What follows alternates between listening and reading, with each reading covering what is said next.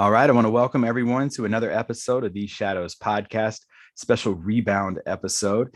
And today I am joined by a legendary Hall of Fame women's basketball coach for the Oklahoma Sooners, Sherri Coale. Ma'am, thank you so much for taking time to be here.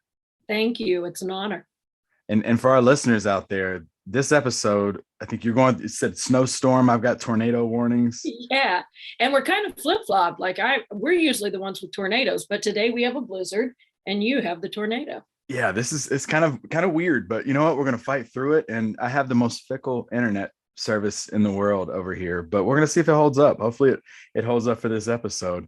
But ma'am, before we get started, I'm going to ask you a couple of rapid fire, our 5 rounds presented by our sponsor, Giant Worldwide. Head over to giant.tv/shadows. Check out their leadership seminar that they have to offer. First question, you get a free plane ticket to go anywhere. Where would you go? Italy. Positano, Italy. Okay. Jackie Stiles, who was just on here, said Italy as well. Really? She did. Yep. I told her Verona, Italy. That's really your nice spot, huh? That's my spot. I've been to several spots there. I've been very fortunate to be able to travel a bit, and I hiked Cinque Terre, and that was incredible, and stayed at Positano. So, oh wow, that would never disappoint. Yeah. Okay. All right. Good answer. Favorite music genre to listen to? Country. Oh yeah. Okay. Born and raised in Oklahoma. That's the only answer. Favorite artist? Oh, that's a tough one. If I'm stranded on an island and I got to listen to them over and over and over again forever, It's the Eagles. Oh, that's a good one. Eagles fan. Yeah, that's a good one. Biggest fear? I'm not great with heights. I don't know if that's my biggest fear, but I'm not great with heights. Okay. So we'll go with heights. Now, we have a book recommendation over on our website that our guests recommend books for our listeners to go check out. What is that one book you would recommend for someone to listen to? Inner Game of Tennis. Inner Game of Tennis. Okay. Who wrote that? Timothy Galway. Okay. It's a pretty old book. It's about tennis, but it's not. It is, but it isn't. Right. He has some follow-up books, Inner Game of Work, and a couple of others, I think. But the original work that he did with the mind in terms of finding that zone and finding peak performance opportunities, the Inner Game of Tennis is applicable to everyone, no matter what you're doing. If you're a sports performer, if you're in business, even if you're raising your kids, it's just about how to understand how your mind operates and take charge of that and use it to the best of your ability. I try to reread it once every year. Is that wow. Good? Okay, nice. We will have that listed under our book recommendations. And final question, dinner for three historical figures no longer with us. Who would you dine with? John Wooden. Really good answer. Tom Landry. And Nancy Reagan. Okay. So some coaches and former first lady. All right. Which one of those stands out most to you? Well, I had the opportunity to meet Coach Wooden years ago and spend a little bit of time with him. And obviously, because he's a basketball coach and the best to ever do it, probably the best coach in any sport ever in the history of the world. But because it was the sport that has had my heart my whole life, probably Coach Wooden. I just think that his this simplistic way with which he approached the art of coaching, it was always more about the human than it was the outcome. I just feel like he was a giant of a man and gave a really solid example for all of us if we pay enough attention to him. Yeah, one of my earlier episodes was Andre McCarter, and he played with him on his last team at UCLA. And he talked about how when you would get there for practice, like the beginning of a season, the freshmen are all ready to go and they've, McDonald's All-Americans coming in. And he said that Coach Wooden would make them put their socks on just the right way, lace them up just the right. And he said these guys are thinking like, what in the world? But the way he would explain it to him, he's like, if you can't do little things like put your socks on, tie your shoes right, prevent bullet. Like, how can I rely on you to set a screen for me late in the game? So it was really interesting to hear kind of how his mind works. So yeah, there's 3 really good answers right there. Well, ma'am, you survived our 5 rounds of questions, and that was the hard part. Now we get into your journey. So talk to us about your upbringings. I grew up in a small town in southern Oklahoma, about 30 miles to the north of the Red River. Little bitty oil field town where everybody did everything because there weren't enough people to go around otherwise. I've jokingly said since I left there in the 80s that Hilton is a great place to be from. That's the name of the town, Hilton. And I mean that in all ways, shapes, and forms. I had an opportunity to go to Oklahoma Christian College on a full scholarship to play basketball. That was an NAI level school. I was one of those weird kids that walked onto campus and said, I want to be a teacher and a coach. And 4 years later, I got a paper that said I could be a teacher and a coach. I didn't change my major one time. I knew what I wanted, went in, went after it, played 4 years of competitive basketball, had an absolute blast, learned so much about the game, and amazing, amazing education. Very difficult school, but an amazing academic education. Then I became an assistant basketball coach at a local high school where I taught 6 hours of English. I was an assistant volleyball coach, assistant basketball coach, and I drove the big yellow bus. And I thought I had gone to heaven. I really did. I thought it does not get any better than this.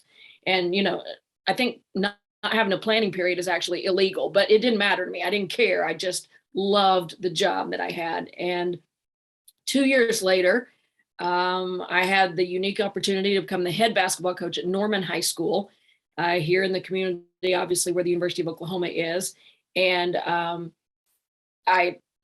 it was at the time the second largest school in the state of Oklahoma. And I was the youngest head coach in the state of Oklahoma. And I jumped on the job, and 7 years and 2 state championships later, I got the opportunity to go across town as the crow flies from Norman High School to the University of Oklahoma. And I became one of the only, if not the only, high school coach to make the leap from high school to college and the head chair.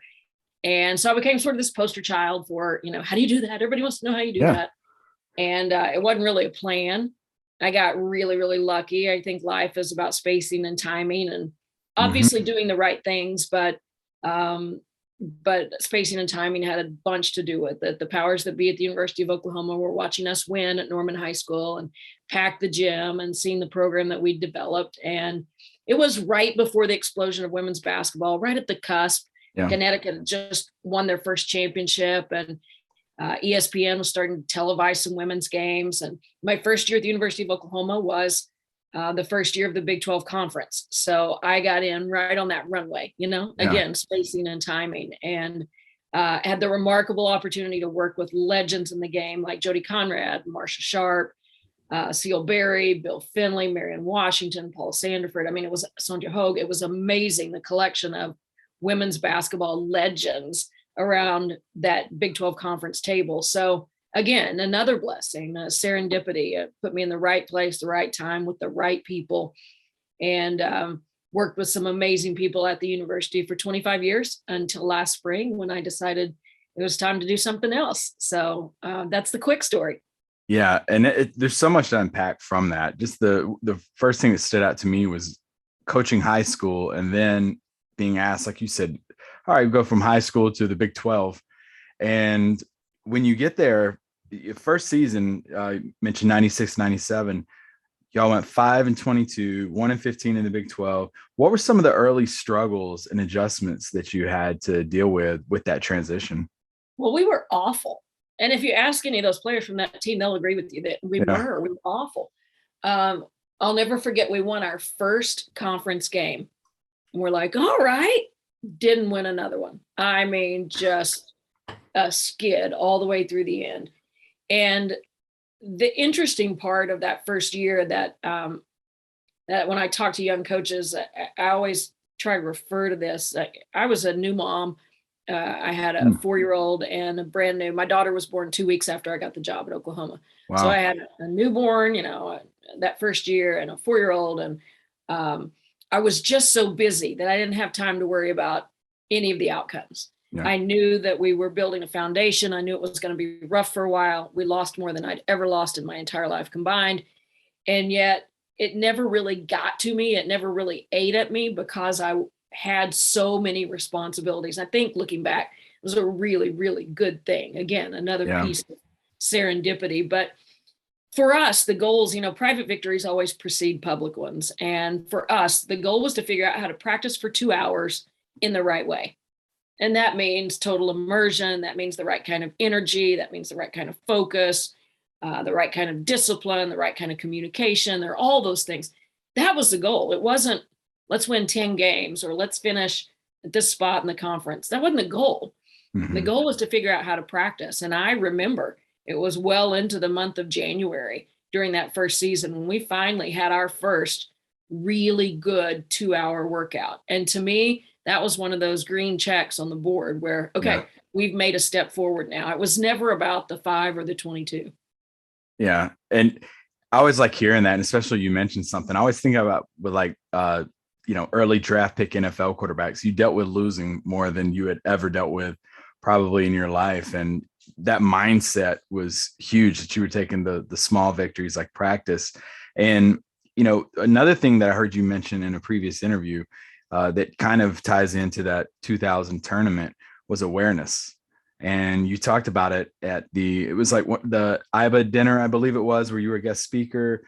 And you were talking about an article from the Washington Post about a musician that was playing out on the street, which I thought was just an incredible story.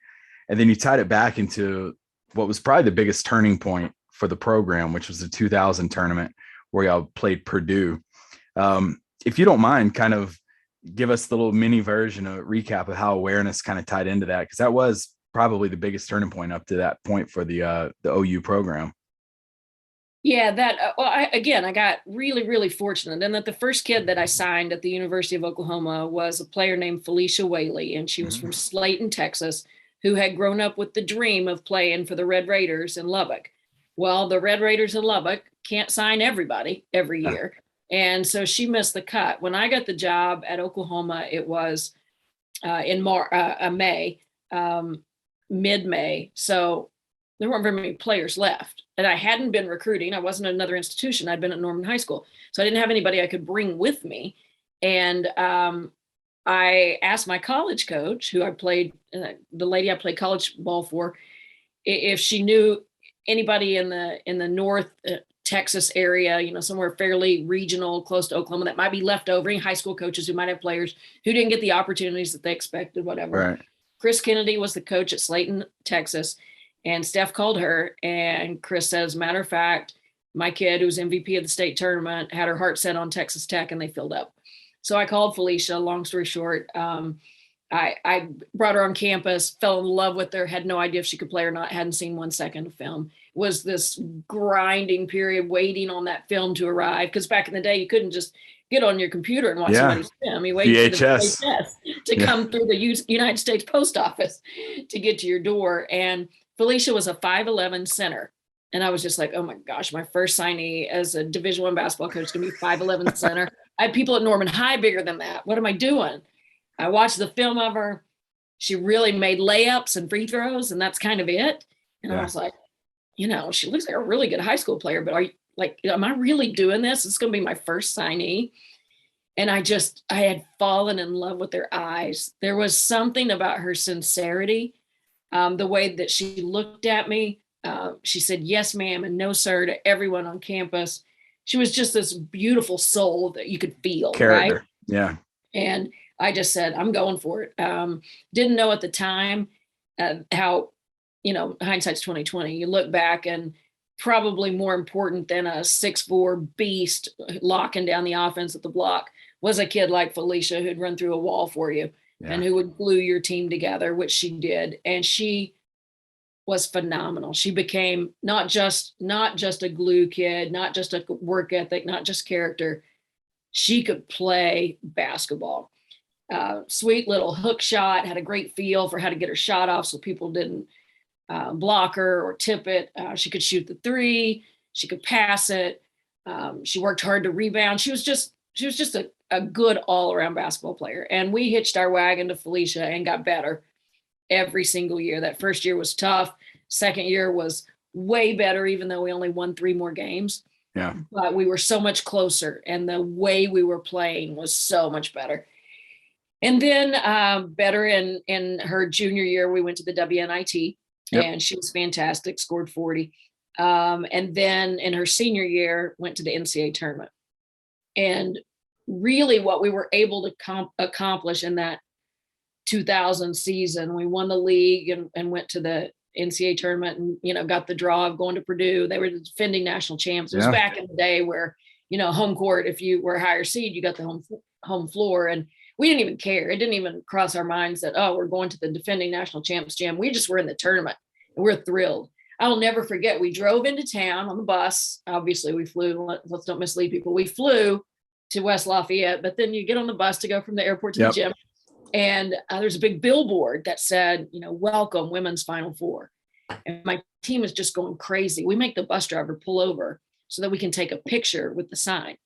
That's how excited we are. Yeah. We get there, they have a little bit of merch, you know, and we're buying all the merch, and we don't know why nobody else is buying the merch, because, you know, we'd never been there before. We were just thrilled to be a part of it. And in the opening round game, we win, and we earned the right to play Purdue in the second round, and their place was packed, and we had about 25 people with us cheering for us, and everybody else in the arena was wearing yellow and black.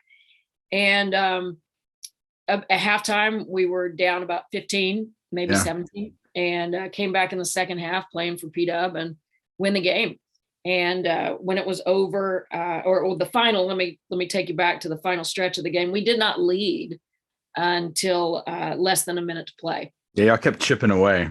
Kept chipping away, and ended up with a little bit, maybe a minute and change left. We called timeout, our ball in front of our bench, and we called this great play, right, where Purdue had been overplaying, and we're going to get a backdoor cut, and everything's great, and we're going to get, actually what we called the play for was to get a strong guard on the block with a mismatch situation. We thought maybe she could score to the block and get fouled. Well, Purdue didn't switch, as they'd been switching the entire game. And so the play didn't work. And Stacey Dales, my All-American point guard, got the ball and did what great players do. She centered it to the middle of the floor. Nisha Caulfield filled the wing, and there was great floor balance. And Nish was being overplayed, and she showed Stacey a fist, ran back door. Stacey took one dribble, shortened the pass, laid it down.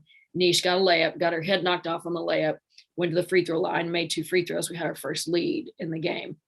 And I've always used that story with my teams because there was no brilliant coaching that occurred at the end of that game. What occurred at the end of that game was players who understood and were aware of their surroundings and trusted their awareness to lead them to do the right thing. Stacey Dales and Nisha Caulfield both were incredibly aware of where one another was, where the defense was, what the situation was, and they made the most of it. And I've always tell our kids that being aware is more important than being smart. You know, there are a lot of smart players who just aren't paying enough attention to see the play that needs to be made. They could make it if they knew it was there, but they don't see it. So awareness is a really big deal. And that team not only had awareness on the court within the 94 feet, but they also were very aware of one another off the floor, and they took care of each other as human beings. And that's a big part of the reason we were able to go to the Sweet 16 that season. Yeah, that's an awesome story. And it's so true what you said about awareness too. I teach a lesson where I ask somebody a question in the crowd, and then I get on my phone and I start kind of looking at it, and I'm kind of piddling with stuff around me and not paying them a bit of attention. And then I ask the audience, I'm like, what did I just do? And nobody can repeat back. They're like, you were listening, because I said yes. And I ended up putting my phone up. I'm like, yeah, absolutely. No, I agree with everything you just said. But I'm like, I tell them, I'm like, I paid not a bit of attention to anything you said to me. None of y'all caught it, and you were all watching me. So yeah, awareness is that. I thought it was just an amazing story. And from there, I mean, you talk about, this is the crazy part of your story. You go from coaching at a high school to within about 6 years, you're not only beating the defending national champs on their home court in the NCAA tournament, but then the following year, you were the assistant coach on the USA team. And that was in Prague, right? For the Junior World Championships? Well, that's what they say. We were in Prague for about 36 hours. We spent about 17 days in a place called Brno, the Czech Republic, just a Yeah. little ways from Prague. But yeah, you're close. Okay. One of my favorite places is Czech Republic. Oh, Prague is amazing. What a Cheap. beautiful. So cheap. It is so nice to go to. I just enjoyed the sunsets. I was all about the sun there. Yeah. What was that like though? Coaching for the as an well, this was your first time dealing with USA team, but what was that like being the assistant coach where you're thinking like, oh my gosh, I was just, walking past high school lockers a couple of years ago?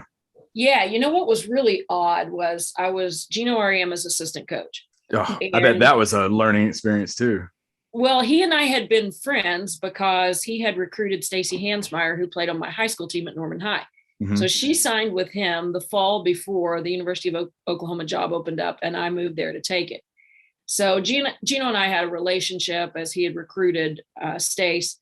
And then that summer, or a few summers later, I get this opportunity. And Stace went on to Connecticut, played her career at Connecticut, and had a great career there. But a few years later, when I get this opportunity to work for him, it's just kind of like, wow, it was just only yesterday that I was in that underground quasi locker room coach's office at Norman High School, and you were coming in from Connecticut to recruit Stacy. It was really kind of surreal. But working for him and working for USA Basketball were two things that happened obviously at the same time, and they were both those wowzer kind of things where you're like pinching yourself. Mm-hmm. Is this really real? Is this really happening? And that was an education in and of itself, working alongside of Gino and seeing the way he approached the game, the way he approached players and competition and preparation. So that was a whole other professional side of him that I always felt incredibly blessed to have an opportunity to witness. And then as fate would have it, that following year after we worked together for Team USA, we're playing one another for the national championship in San Antonio. And that was maybe, we go to shake hands at half court before the game, and we're just, both of us are like, you can't make this up. Like, you can't make this up. Yeah. What's the biggest takeaway from the time you spent with him? I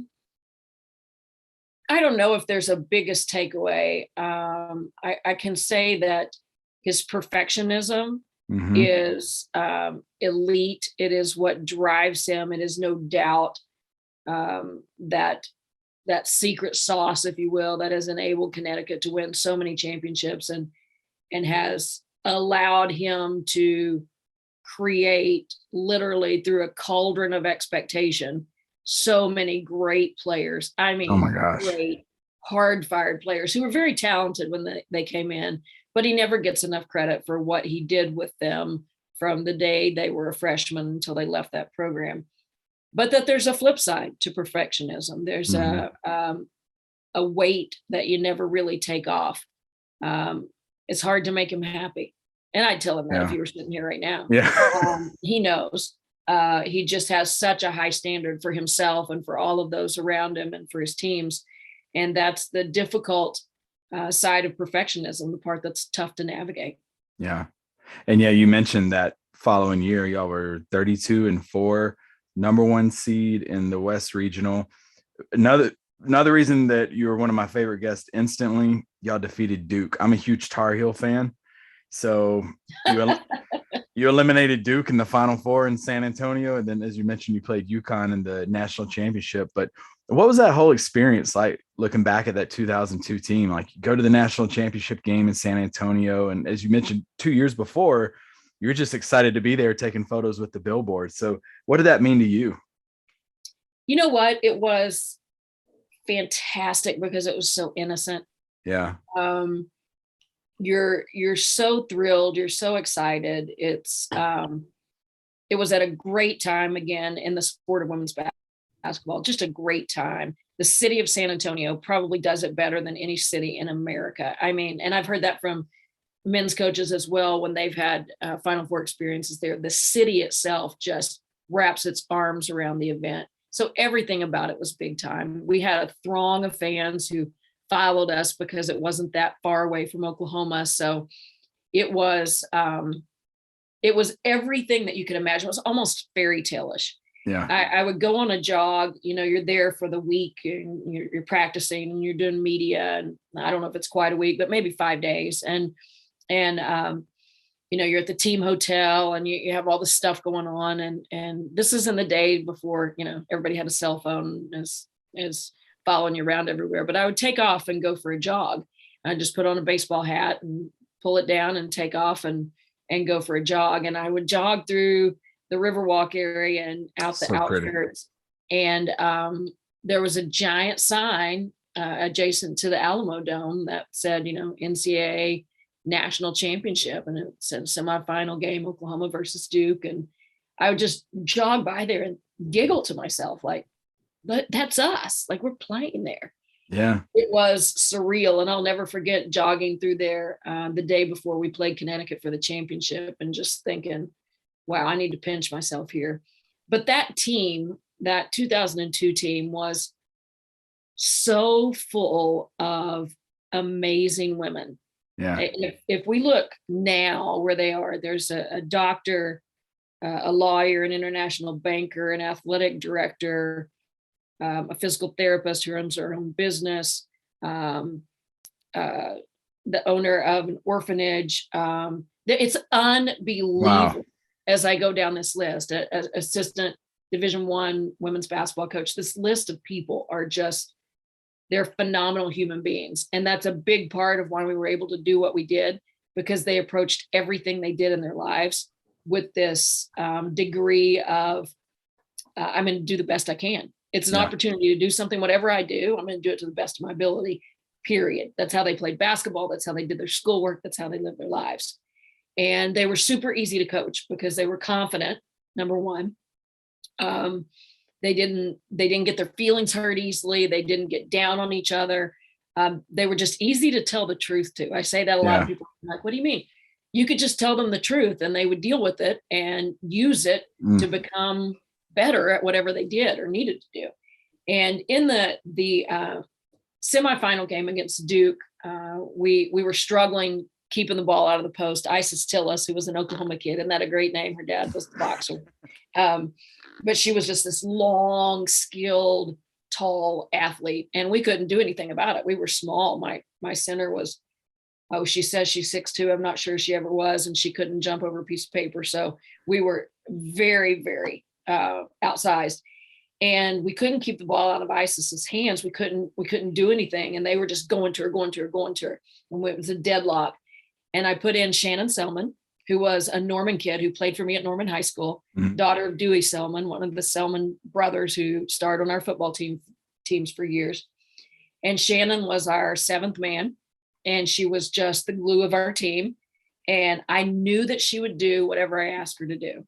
And I said, Shannon, you got to go in the game, and whatever you do, front Isis. Don't let Isis catch the ball. You're in front of her all the time, no matter what.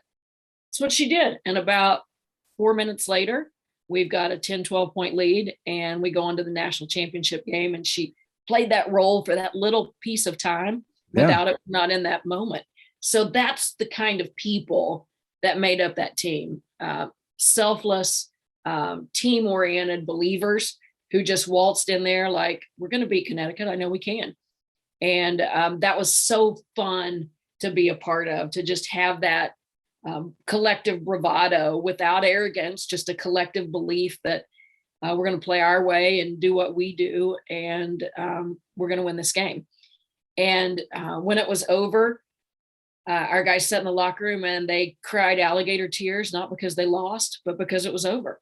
Yeah. And their run together had come to an end. They were just, they were the best group of people I could possibly imagine going on such a journey with. And it's great that you asked me about them today, because this is our 20th anniversary of that team. Yeah. And we're about to have a reunion in a couple of weeks, and we've been texting back and forth, and we're all incredibly excited about being together again.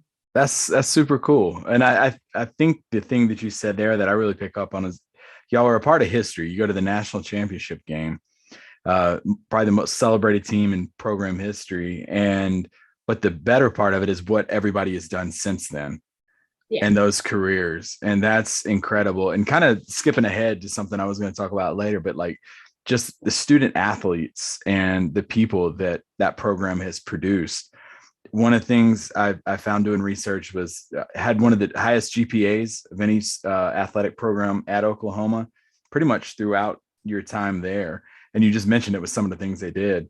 But also on top of that, y'all had, what was it, the Big Sis program at Oklahoma. Talk to us a little bit about, because we talk about everything that happens on the court, but talk to us about some of the things they did off the court that made them some remarkable individuals.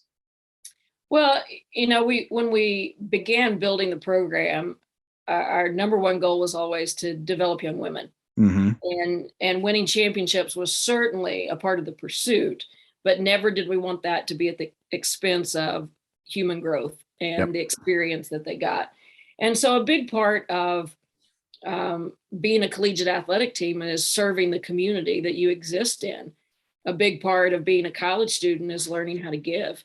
And so we combine those things through various efforts. Every single year we partnered with some sort of charitable organization in the community of Norman, whether it be Meals on Wheels or the Mary Abbott House or Habitat for Humanity or Aging Services. The list was long, but we always partnered with a charitable foundation, an entity there where we could be involved in a hands-on kind of way once a month.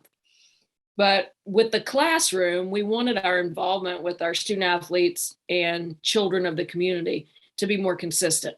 Yeah. And so once a week, every week that our players were in school at Oklahoma, they were in an elementary school classroom. And so a lot of college athletes go on like Dr. Seuss's birthday and read to the kids, right? Yeah. Or whatever kind of celebration a certain elementary school might be having, a run walk, and they'll go and, be at that. And those are all good things. I'm not knocking those things at all.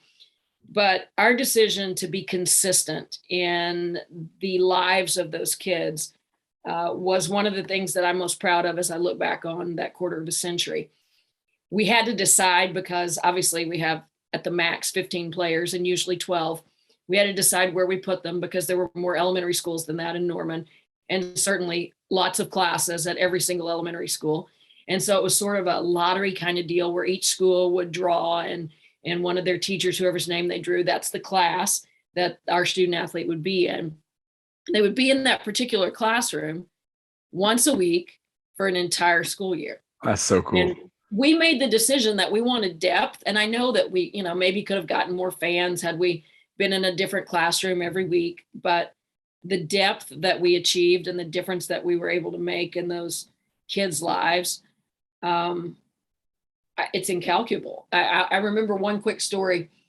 I got a letter from a father who wanted to thank me for the Sooner Big Sis program.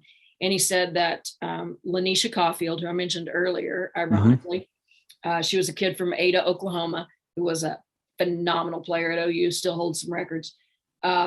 He said that Lanisha Caulfield had been in his son's classroom and it had made all the difference in the world. And he said, I want to tell you a story. He said, my son never wanted to get ready for school. He fought me every day, never wanted to go to school, never wanted to go to school. Sometimes he even ran away once we took him to school. It was a third grade classroom. And then all of a sudden on Wednesdays, he'd get up and get dressed. And we're like, what's going on here? And so finally, after a month or two of this, they called the teacher and they said, what is the deal? Like, what are you doing on Wednesday? Because he bounces in and he can't wait to get on the bus and get to school. And he comes home in the best mood. Like, what happens on Wednesdays? And she had to think for a minute and she said, Lanisha Caulfield comes. And that's exactly what happened. Is this little kid loved her so much that she changed his approach to school. He became this great student. And Dad tells me this story about how it really turned a corner at a difficult time in his life. And boy, that's why you do it, right? That's why you do it. And part of that is the program, obviously, that we put in place, and assistant coaches that hounded those players to make sure they were going where they were supposed to go. But another big part of it was the spirit of Lanisha Caulfield in that classroom, pouring into those kids and being present for them for the hour a day that she was there. And there's no telling how many other kids were impacted in similar ways, and their parents just didn't write a letter that we know about. So that program was really instrumental. And I think it helped grow our community, our fan base here at Oklahoma. But I hope the great takeaway for our players is always that they can really make a difference wherever they are. Volunteer, give back to the community, plug into the education system, because that's what changes the world. Such a good story. Thank you for sharing that. That's really cool. I remember when I was little, even, there was a couple of times where I got to meet some college basketball players. I told the story. I rode up the elevator with Gary Williams from Maryland, and that elevator ride at the ACC tournament, I was, 8 years old, and I was like, oh my gosh, you would have thought I met The Rock or something. Sure. It was the coolest thing to me. So I could imagine having players in the classroom like that. But that's awesome story, and it's good to hear. And you kept up with the winning ways. I mean, y'all just had a consecutive 19 straight NCAA tournaments. Yes, sir. And 2009, the St. Louis, the Final Four, buzzer beater to Louisville in the national semifinals, but then you return a year later to San Antonio, 2010. But that team was, not as dominant as the team before that was 32-5. This team was 27-11, but still fought through the tournament, got to the Final Four. What is it you remember most about that 2009, 2010 teams? Boy, I remember a lot, especially about that 10 team, because it was so it was just so unexpected. Our 2002 team had been building, and I don't know that anybody thought we were going to go to the Final Four or the national championship game, but we were really good, and people knew we were really good, and we were mowing down people regularly. 2009 team, we had Courtney and Ashley Paris, two of the greatest post players ever. Courtney still potentially the greatest post player in NCAA basketball history. That group that lost to Louisville at the buzzer in 2009, we graduate Courtney and Ashley, and everybody was like, well, I think we were picked 5th in our conference the following year. And that team in 2010, we really were sort of, Whitney Hand was our axis. She was this great shooting guard out of Fort Worth, Texas, just an unbelievable shooter, an unbelievable human being, as good as she was a basketball player, an even better human being, amazing. And she was our identity. And she went down with a season-ending knee injury. Yeah, ACL, right? Yeah, her second one. And so that team, I think if you'd said at the outset, you're going to have Whit all the way through, what are your chances of going to the Final Four? People would have said, maybe 10, 15, 20% chance. Without Whit, people would have said, yeah, you're not even going to make the tournament. And that squad was extraordinary in that every single one of them had a job to do, and every single one of them did their job. Yep. It wasn't about, I want to do this. Why is she doing that? It was, this is what I have to bring. And if I don't bring it, we don't win. And it was that way. At Christmas, we recruited a student from campus to come and play with us as a walk-on, so that we had 10, so that we could practice, because we had several injuries. It was an amazing ride, and no one expected us to be there at the end. And yet we were. I think it was the most losses of any team in the Final Four to date at that time. We came in with more losses, and we played Stanford and San Antonio, and we had no answer for anyone. We're looking at the matchups on the scout, and we're like, well, that's a bad matchup. That's a bad matchup. That's bad. We don't have any good matchups. Well, we made it to the Final Four. They were so talented. But, one of the great, there's two great stories within that team. And one is Abby Olajuwon. That's Hakeem Olajuwon's daughter. Mm-hmm. Yep. She played a backup role to Courtney Paris for 3 years at Oklahoma. She chose to come to Oklahoma, chose to be in that situation. She wanted to be a part of our program. She wanted to win. She wanted to get better every day by playing the best that she could find. That's Courtney in practice every single day. Waited her time and anchored us in her senior year. She really didn't play much to speak of at all until that senior year. And then she was exactly what we needed for her to be. I don't know that you get any of those stories anymore. Yeah. People get, disillusioned with their playing time, and they're gone. They're transferring here, they're going there. And that loyalty that Abby had, and that ability at that time to see the bigger picture and to see how she could fit It wasn't about her. It was about what she could do for Oklahoma. And she just had a tremendous senior season. Her point guard was Danielle Robinson, who is still playing in the WNBA.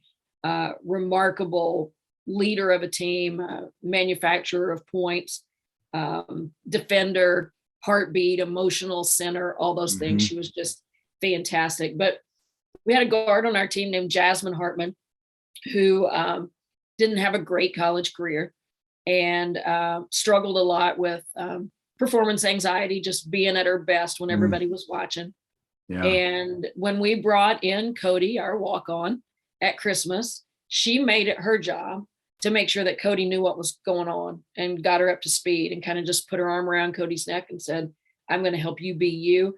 And the darndest thing happened. While Jazz was paying attention to helping Cody, she forgot to worry about herself. Yeah. And she became an integral part of that Final Four team. In the NCAA tournament, she got 3 key steals against Kentucky to sort of change the way the wagon wheels were rolling and put us in a position to advance and go on to the Final Four. And to see those kids on that team each become really just push their own potential just as far as they could was an extraordinary thing to be a part of. And that team will always be my little resilience machine, the guys who just found a way to get there no matter what. Yeah. Kind of reminds me of the those Pistons teams with Hamilton and Wallace and those guys, where it's just everybody kind of knew their role. Yeah. No, like, player of the year or anything like that. It's just everybody knew how to play together. That's right. And, during this whole run here, so at the Lloyd Noble Center, when you started, average attendance, this is what's crazy to me, there was about 1,500 people who would go to a women's Sooners game. Oh, that was a big night. That would be well, now you're looking at like 9,000 that were there. How cool was that to see that transformation of people being invested in the program over that time? It was amazing, because that's what you want to be, an ambassador for your institution. The players who put on those jerseys, they want to play for people. They want to play for the name on the front, and they want to represent, and they want to feel that support. And boy, for a long stretch there, our players were so blessed to have that community behind them. And it's a combination of things. It's obviously about how you play, because the better the performance, the more people want to watch. The product is central to what you do. But I think it was also the fact that our guys were so approachable. They were an everyman, if you will. If a fan stopped and talked to them at Target, they'd stop and talk for as long as you wanted to. They were just genuinely appreciative that people wanted to come watch them play and follow what they did. And I think that's hard to get to these days, sometimes because of social media, and everyone feels like they're in on everybody else's business. And so I can see where players are sometimes kind of shy to, or reluctant to deal with the public quite as much on a personal basis. But then it was a very pure and a very symbiotic relationship between our team and this community and the state. And it was a really awesome thing to be a part of. Yeah, there's actually a guy that I know who I'm actually helping him get a podcast started. And I was showing him how I do my guest list and stuff. And he saw your name and he was like, oh my gosh, OU. We started talking about, just college basketball in general. But he was like, yeah, it's crazy the program she built at Oklahoma. 2013 World University Games, head coach. This one's really intriguing to me, because y'all go to Russia and you beat the Russian team while you're there, right? For the gold medal. I mean, that's a Disney movie right there. So how cool was that? It was an awesome experience.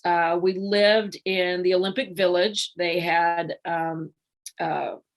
created in Kazan, Russia, literally an Olympic Village. There were walls, there were apartment complexes, high rises, group calf, but you were in this village. And it was just amazing to see all the different athletes from all the different countries and how that melting pot, if you will, there was like this central connection they all had, and that was competition. Yep. That's what they did. It didn't matter if they were fencing or they were playing basketball or they were playing tennis or whatever they were doing. It didn't matter. There was a connection point, and that was the competitive spirit of athletes. And that was a really interesting and cool thing to feel and be a part of. The World University Games are always interesting in USA basketball because of the players that can and can't participate based on their collegiate requirements at the time. Their coaches may be taking them on a foreign tour. They may not want them playing, or, whatever. There's a million things. So it's not always like you in the Olympics, you get the best of the best, right? You get, look at all of them, and then we're going to take the best. And it's not always exactly like that. So it was a little bit of a challenge. Sometimes our guys were young and we're playing against 27, 28, 29-year-old seasoned players from other countries. And it was hard. It was challenging. We won at the buzzer in the semifinals to get an opportunity to play Russia in the championship.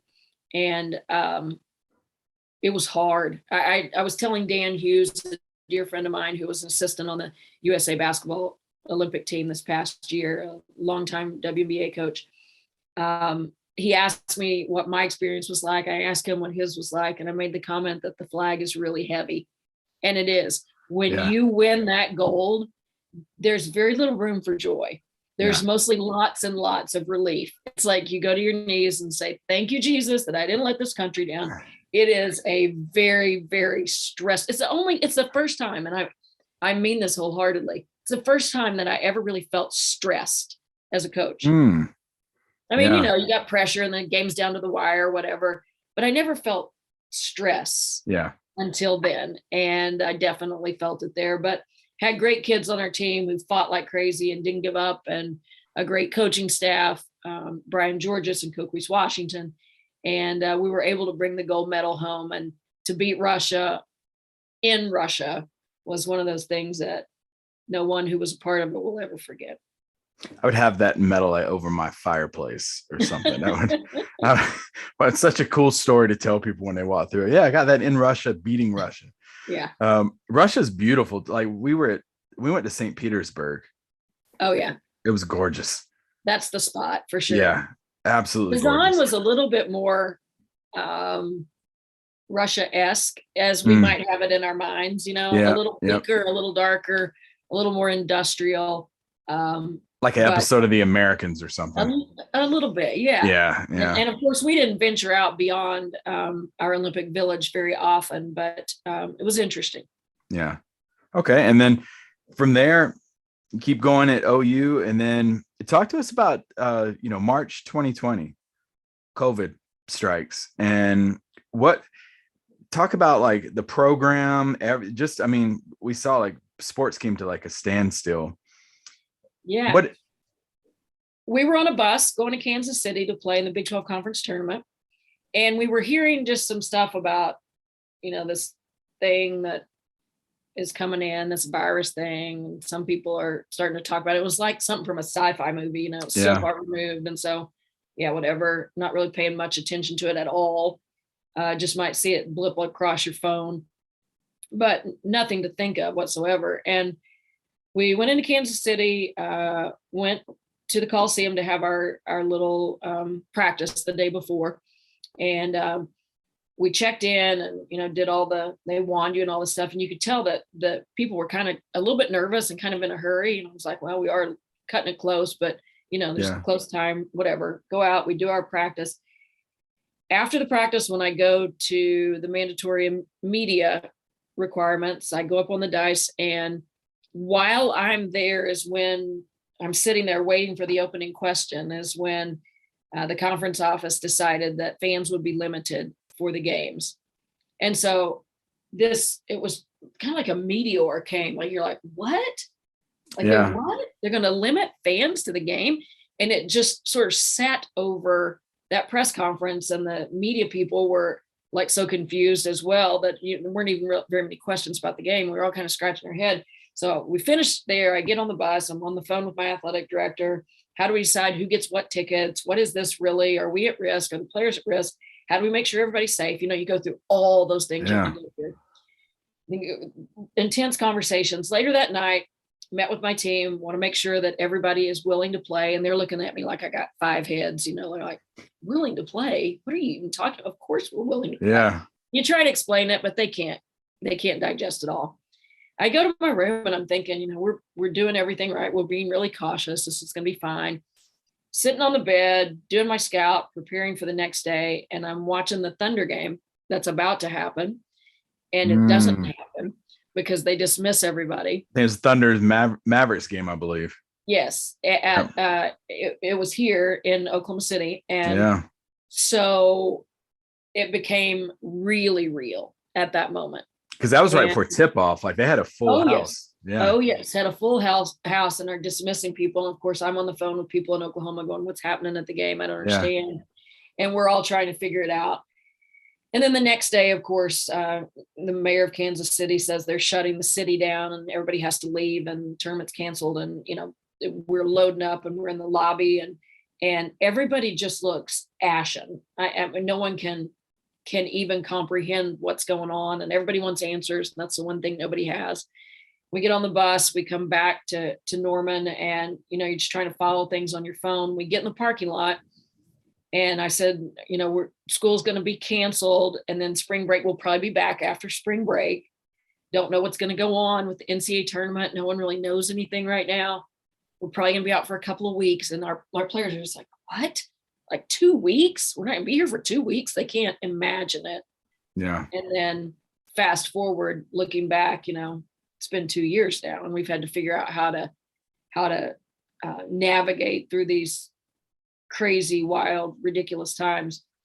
But, you know, that the interesting thing about it, and I think this is what's also really, really interesting about sports and so magnetic about sports, is that when we do really hard things, when we're faced with things that we just can't even comprehend that we can do, and then we do them, we're changed.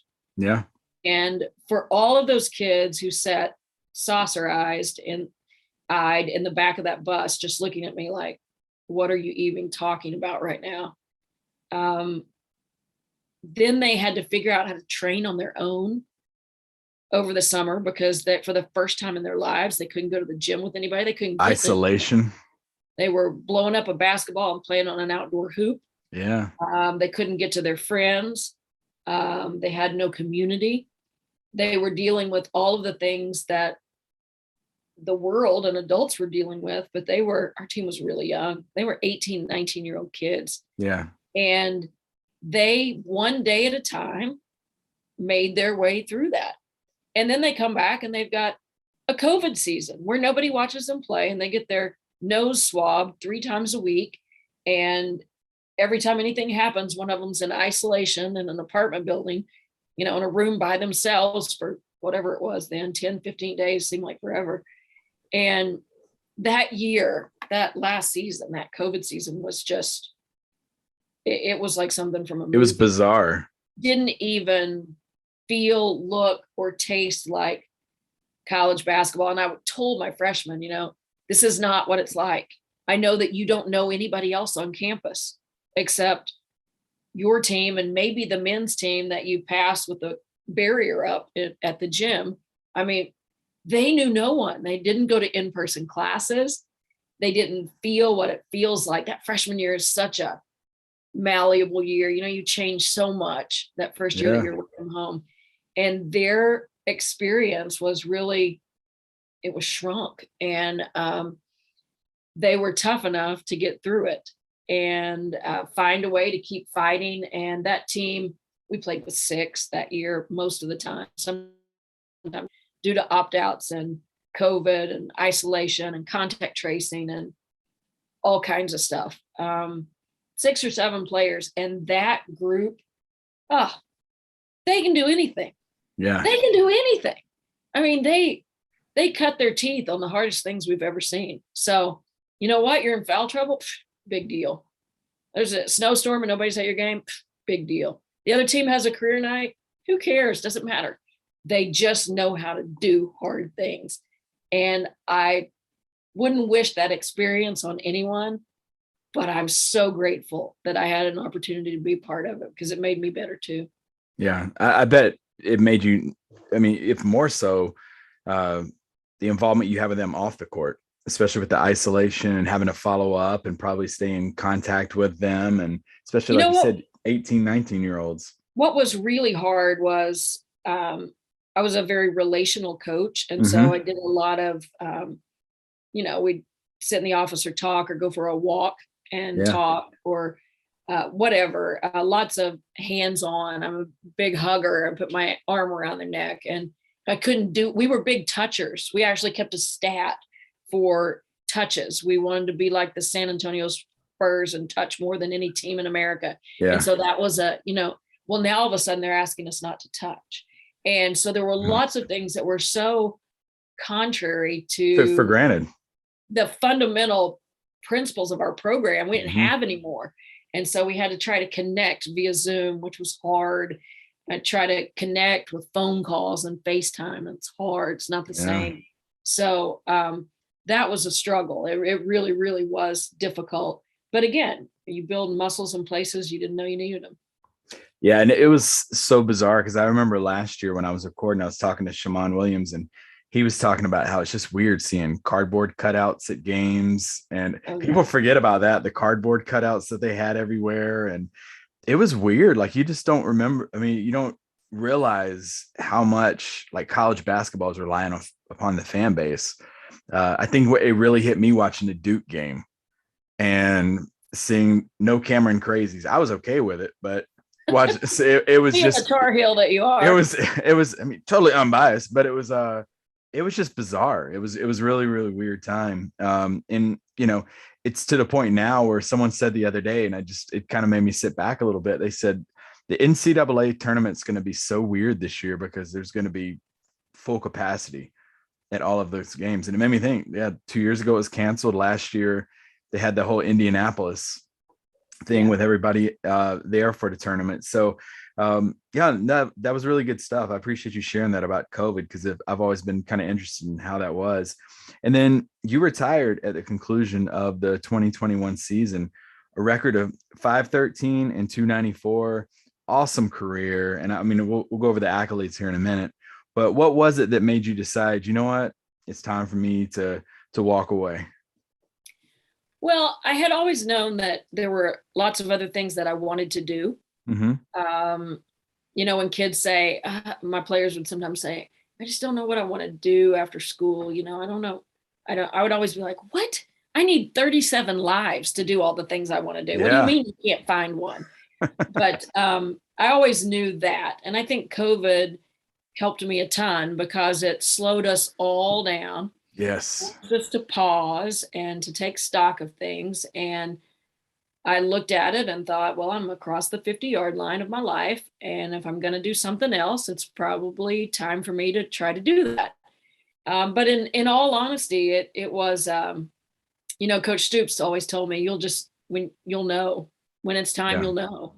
And I was walking down the hallway of my home, and I have a lot of windows on both sides, and it's kind of transparent through there. And I was walking down the hallway around, 9:45, 10 o'clock one morning, and the light was coming through, and it was just gorgeous. Yeah. It was just beautiful. And I remember stopping and thinking, oh, I love this house. I love living here.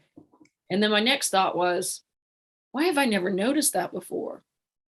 And then my next thought was, because I'm never here at 9:45 or 10 o'clock in the morning. And I've lived here for 30 years. And I really want to see that light come through the window more. Yeah. And I made the decision then. I didn't go call my athletic director. I didn't tell my family. I didn't go tell the team. I didn't start making plans. But I made the decision in my heart that morning, watching the sun come through the east windows and go out the west. That's just that was the moment. Yeah. And I think silver lining of the whole pandemic was we got to learn a lot of things about ourselves. Like you said, we were able to slow down. I wouldn't be doing this podcast and I still would have been just doing the same thing over and over. How was the or what was the process? Do you remember having to confront the players and tell the players that you were stepping away from the game? Yeah, there's a lot of things that nobody sees when it comes to making the announcement Yeah. at a place like this, at a platform like that. Tremendous athletic director Joe Castiglione, tremendous university president Joe Harris. Those two guys made it painless. It was um, gut wrenching in that it had been my home for a quarter of a century. Yeah. It was gut wrenching in that I left that group of players who I really adored. It was difficult because I was leaving the game that I'd been in love with since I was in the fifth grade. Yeah. And it doesn't mean I stopped loving the game, but it's like you no longer get to live with it every single day. And so there were all these emotions from that were really wrapped in just this huge ribbon of gratitude. The overwhelming emotion that I recall from the day of my announcement is just gratitude. I had to line things up, and make sure the announcement went out in a streamlined fashion so that the world didn't know before my players did. And Yep. my best friends who live across the country don't find out through ESPN. You're trying to Yeah. sort of organize and wrap your arms around all that. And that part was a little bit stressful, but Social media. yeah, you just have to have a big plan for all that. And I had some Mhm. people close to me who did a great job of making sure that went off in the best possible manner. And we're in COVID, so you're having a press conference with all the press through TV screens. Yeah. It was just still a really tenuous time, but the leaving itself was not as hard as I expected it to be. Hmm. And I think that's because I was so aligned. I just knew internally that it was time and it was right and it was for the right reasons. And I felt so good about the kids that I was leaving behind. I mean, think about it. These are the kids they played a ton as a freshman. They were the group to break the 19 straight NCAA tournament streak. They didn't get to go there. And then their next season gets clipped by COVID and there is no tournament. Yeah. Then their next season is COVID with nobody in the stands and 6 players on their team, 7 players. That's their college career. Yeah. So I'm looking at them going, these guys are ready to do anything. They're going to be just fine. If ever there was a group who could handle it and keep going, that was certainly them. And so I knew they would take care of the young guys and I knew they would be caretakers of the program. And theirs were great, capable hands to leave it in. So it made it easier, made it better. Yeah. That's good to hear. And what have you been doing since retirement? A lot of such fun stuff. I'm a new grandma. I have an 11-month-old Congrats. granddaughter. She is a dream. I keep her several days a week and just have this awesome relationship with her. I'm so lucky to have that. I'm picturing like And the play school basketball set already set up in the living room. we play with a lot of tennis balls too. I'm a big tennis fan as well. So there's balls of all kinds. Okay. All sorts of sports. All sorts of sports, bats, you name it, golf clubs, you name it. So I've had just this great opportunity to connect with her that I never would have had if I was still the head coach at the University of Oklahoma. Yeah. I've been writing a lot. I try to enunciate that well because I said that once. I've been writing and they were like, oh, what kind of horse do you have? And I was like, a horse? I don't have a horse. Writing, not writing. Blogs. Yes. And I've long had a passion for words and the myriad of ways we can string them together. And I always knew that at some point I wanted to pour into writing. And so I've been doing that. My blog can be found at sherricoale.com. Mm-hmm.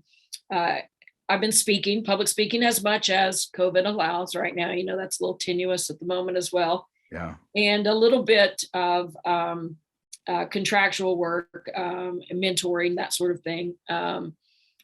So it's been a really nice balance of things that I love.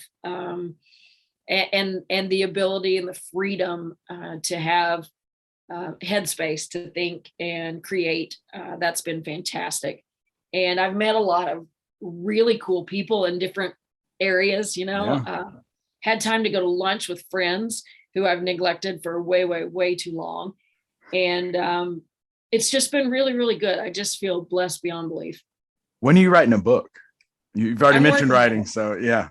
I'm working on it, and it probably won't be what people expect. But I enjoy writing. I enjoy creating, and I like to do it because I want to help. I want people to think and feel.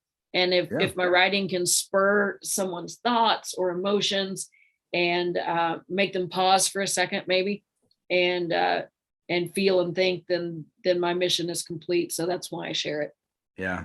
No, just hearing your story right now, it's got all the makings for a book. Like, it's just incredible story. And some of these accolades, to kind of put a bow here on this episode, and folks listening to this, just sit back as I read off her accomplishments.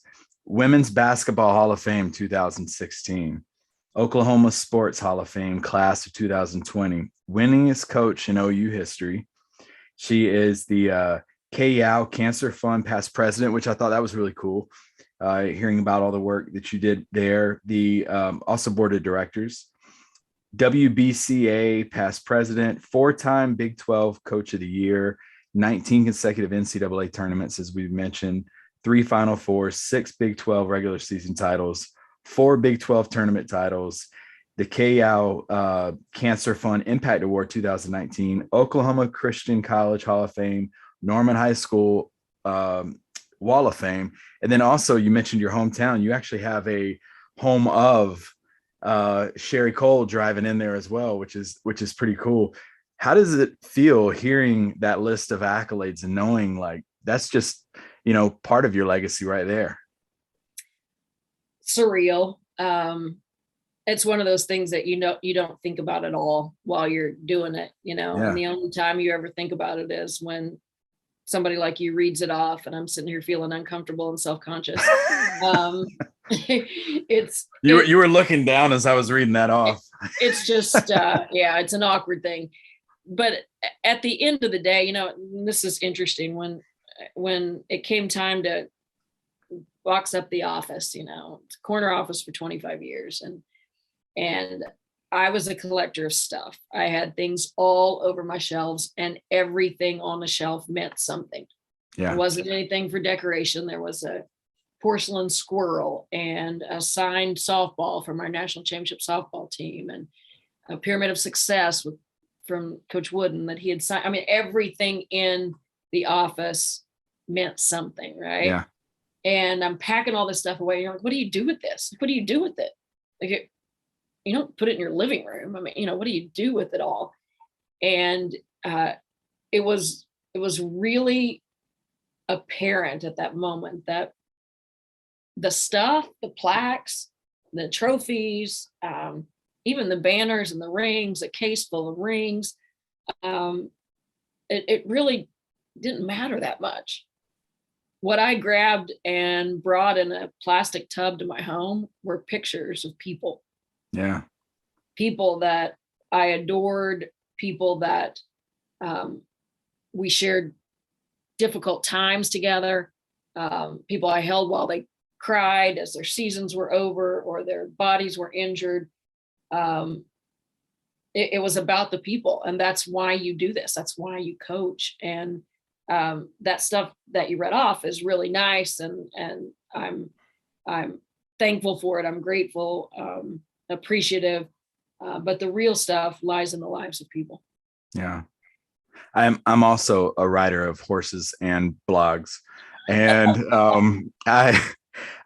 right before we started recording, I was telling you that I wrote an article. I have to send it to you. It was it's funny you said that, because I was going through my garage and I found a box of my dad's stuff, and it was a bunch of his plaques and it was a bunch of his medals and things, but they ended up in a box that said dad stuff.